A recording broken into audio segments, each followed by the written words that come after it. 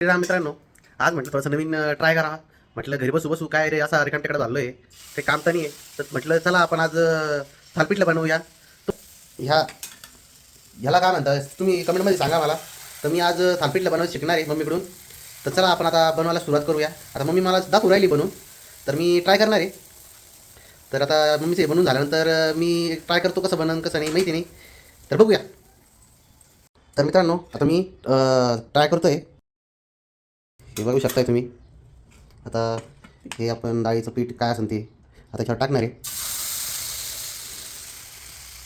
आता आपण टाकले त्याला.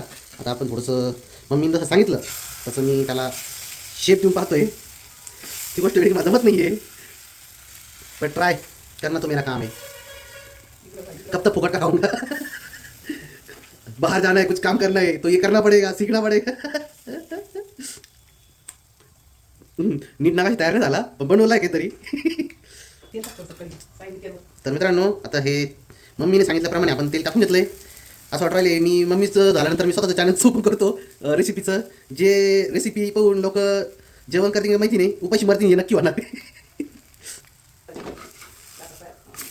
वा मित्रांनो, माझं हे जे पहिलं रेसिपी जी मी ट्राय केली लहानपणी बनवायचो. पण लहानपणी राहतो ना हो, तेव्हा लय अंगात किडा राहतो शिकण्याचा. मोठं झाल्यानंतर तर अंगातले सगळे किडे मारत त्या लहानपणाचे आणि मोठ्यापणातले किडे सुरू होत्या. आता नीटने बनले भरणं वाटणार मला पण, तर जाऊ द्या पहिला ट्राय होता बऱ्यापैकी बनलं आहे माझं. तर मित्रांनो झालं आहे आपलं तयार. देखो दोस्तों कैसा बना है, कैसा बना है कमेंट में बताओ.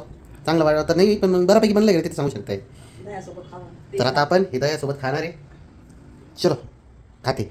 आपण आता हे थालपीठलं आणि दही सोबत खाणार आहे. तर भेटूया पुढच्या ब्लॉगमध्ये आणि असेच व्हिडिओ बघण्यासाठी मला फॉलो करा. जय श्रीराम.